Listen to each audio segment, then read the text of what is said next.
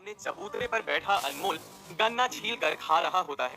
तभी जोया अनमोल से कहती है, यहाँ बैठकर क्या गन्ना छील कर खा रहा है तू? आज हमारा आखिरी दिन है गांव में, चलना कुछ देर गांव घुमाते हैं।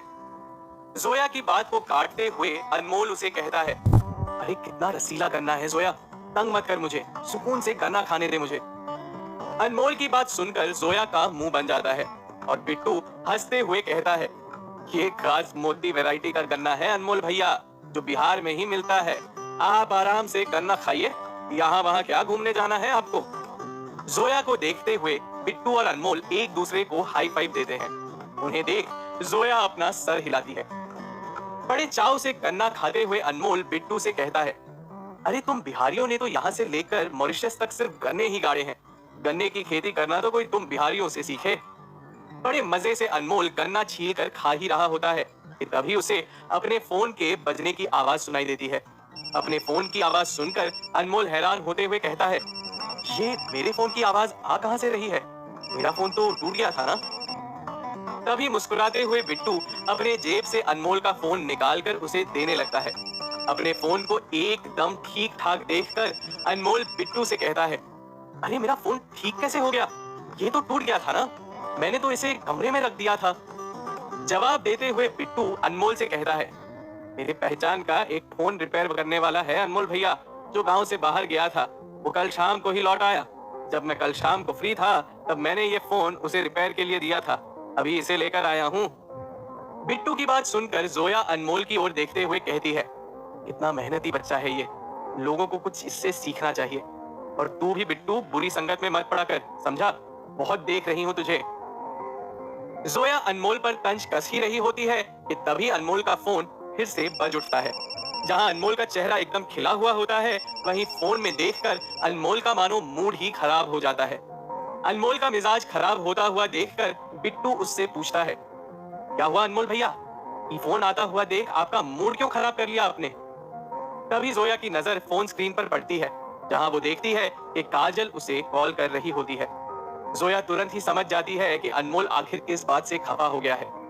गुस्से में आते हुए अनमोल काजल का फोन काट देता है और उसे ब्लॉक कर देता है। तभी जोया उसे समझाते हुए कहती है, एक बार बात कर ले उससे, मान मेरी बात। चिढ़ते हुए अनमोल जोया से कहता है, तू अभी भी चाहती है कि मैं उससे बात करूं? इतना सब होने के बाद काजल ने जो हरकत की है, उसके कारण अब्बू लुलू के हाथ हम सब मारे जा चुके होते। मुझे उसकी नाम से भी चिढ़ हो रही है अभी जोया। अनमोल की नाराजगी देख बिट्टू उसे कहता है, ये काजल कौन है अनमोल भैया? अनमोल की चुटकी लेते हुए जोया बिट्टू से कहती है, अरे तुझे नहीं पता बिट्टू, कि काजल और काजल के पापा अनमोल के सबसे बड़े शुभ चिंतक हैं। यूं समझ ले, तीनों बेस्ट फ्रेंड हैं। जोया मंद मंद मुस्कुरा रही होती है और अनमोल वहां से नाराज होकर चला जाता है। अनमोल के जाते ही उसकी नाराजगी देख जोया और बिट्टू ठहाका मारकर हंसने लगते हैं। अपने घर पर टहल रही काजल काफी परेशान लग रही होती है। वो व्याकुल होते हुए अपने आप से कहती है, यह अनमोल मेरा फोन क्यों नहीं उठा रहा? उसे एक बार और कॉल कर लेती हूँ। जैसे ही काजल अनमोल को फिर से फोन लगाती है, तब उसे समझ आ जाता है कि अनमोल ने उसे ब्लॉक कर दिया है। अपना नंबर ब्लॉक होता हुआ देख काजल और विचलित हो उठती है और अपने आप से कहती है, अनमोल ने मेरा नंबर ब्लॉक कर दिया, जरूर कोई बात है, मुझे पता लगाना ही होगा। ये अब्बू लुलू का भी फोन नहीं लग रहा, मुझे काफी डर लग रहा है, पता नहीं क्या हुआ होगा बिहार में। हे भगवान, कहीं मुझसे कोई गलती तो नहीं हो गई। घबराते हुए काजल अंत में कहती है, क्या हुआ होगा इसका पता तो अनमोल के आने के बाद ही लगेगा।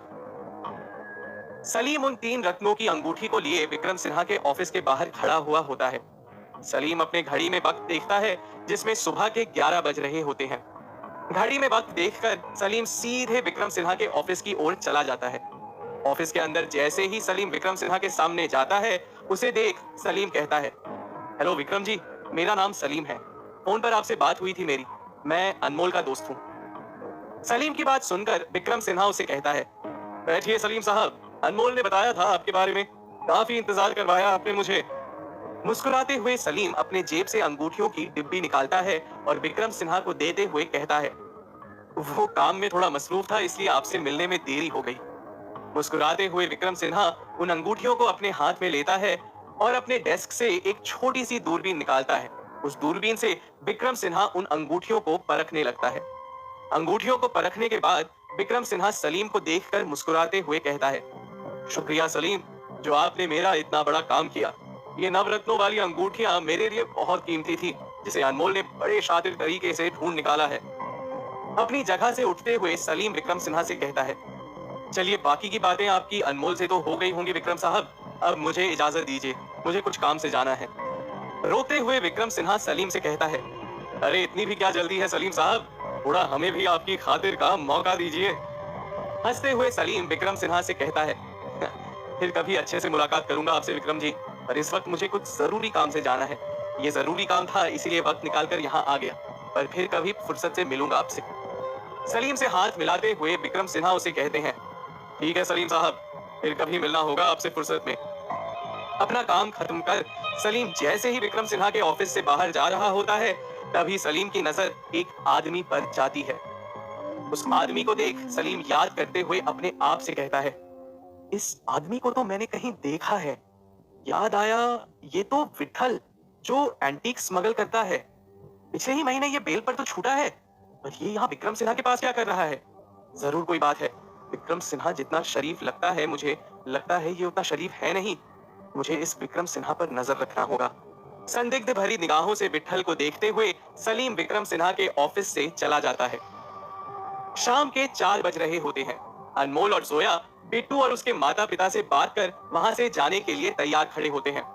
जाते हुए अनमोल बिट्टू के हाथ में एक लिफाफा थमा देता है। जैसे ही बिट्टू उस लिफाफे को खोलकर देखता है, उसमें उसे काफी सारे पैसे दिखाई देते हैं।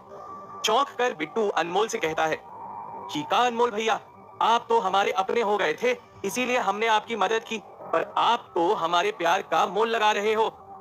मुस्कुराते हुए अनमोल बिट्टू के सर पर हाथ फेरता है और कहता है, प्यार से ही दे रहा हूं तुझे, तेरे माँ बापू को दे देना, समझा? और एक बात सुन, कभी भी जिंदगी में कुछ जरूरत पड़े तो मुझे बस एक कॉल कर देना और अच्छे से पढ़ाई करना। अनमोल की बात सुनकर बिट्टू मुस्कुरा देता है। तभी जोया अनमोल से कहती है, लेट हो रहा है अनमोल, हमें जल्द ही निकलना होगा वरना बस छूट जाएगी। जोया और अनमोल बिट्टू के माता पिता से गले मिलते हैं और अथमल गोला गांव से निकलकर बस अड्डे की ओर चले जाते हैं। बस अड्डे पर पहुंचकर जोया और अनमोल बस पर बैठ जाते हैं। कुछ ही देर बाद बस चलना शुरू हो जाती है। उस सारी बस में जोया और अनमोल के अलावा सिर्फ 3 लोग ही होते हैं। रास्ते में जाते हुए जोया अनमोल से कहती है, सुकून है कि बस में ज्यादा लोग नहीं हैं। इतना सुकून लग रहा है हैदराबाद की ओर जाते हुए। हैदराबाद पहुंचकर सबसे पहले तो मैं बिरयानी खाऊंगी, कबाब खाऊंगी। तभी अनमोल जोया को याद दिलाते हुए कहता है, कबाब बिरयानी तो तू बाद में खाएगी, पहले रहीम चाचा को एक बार कॉल कर ले, उन्होंने हमारी मदद की है। कम से कम उन्हें इतना तो बता दे कि अब्बू लुलू के साथ यहाँ हुआ क्या है। तभी जोया अनमोल से कहती है, सही कहा तूने अनमोल, मैं अभी रहीम चाचा को कॉल कर लेती हूँ। हैदराबाद के दबीरपुरा के अपने घर पर असगर कुर्सी पर बैठा परेशान लग रहा होता है। ठीक उसी वक्त रहीम चाचा उसके पास आते हैं और पूछते हैं, क्या हुआ असगर भाई, इतने परेशान क्यों लग रहे हो आप? असगर अपनी परेशानी बताते हुए रहीम चाचा से कहता है, बहुत बड़ा मसला हो गया है रहीम। बिहार से उड़ती उड़ती खबर मिली है मुझे कि अब्बू लुलू को वहां की पुलिस ने पकड़ लिया है, और उसे पकड़वाने वाला कोई और नहीं बल्कि अनमोल है। और सोचने वाली बात यह है कि अनमोल ने अब्बू लुलू को पुलिस के हाथों में पकड़ाया कैसे? जरूर अनमोल को किसी ने अब्बू की खबर दी होगी, पर किसने? अब्बू लुलू की खबर सुनते ही रहीम चाचा आश्चर्यचकित होते हुए कहते हैं, अब्बू पकड़ा गया? और ये अनमोल बीच में आया कैसे? रहीम चाचा असगर से बात कर ही रहा होता है कि तभी रहीम चाचा को जोया का कॉल आता है। जोया का कॉल आता हुआ देख रहीम चाचा एकदम से परेशान हो उठते हैं। रहीम चाचा को विचलित होता हुआ देखकर असगर संदिग्ध भरी निगाहों से देखते हुए पूछता है, क्या हुआ रहीम, इसका फोन आ रहा है जो तुम इतने परेशान हो रहे हो? हिचकिचाते हुए रहीम चाचा असगर से कहते हैं, कोई नहीं असगर भाई, मेरे भांजे का फोन है बस। हाथ के इशारे से असगर रहीम चाचा को फोन पर बात करने के लिए कहता है। रहीम चाचा फोन पर बात करने के लिए वहां से बालकनी की ओर चले जाते हैं। रहीम चाचा को जाता हुआ देख असगर अपने आप से कहता है, भांजे का फोन आने पर कोई इतना चौंकना नहीं है रहीम, कुछ तो बात है जो तुम मुझसे छुपा रहे हो। क्या असगर को पता चल जाएगा कि रहीम चाचा जोया और अनमोल को खबर दे रहे थे? सच्चाई जानने के बाद क्या करेगा असगर रहीम चाचा के साथ? जानने के लिए सुनते रहिए आईना, सच और झूठ का, ओनली ऑन पॉकेट एफएम।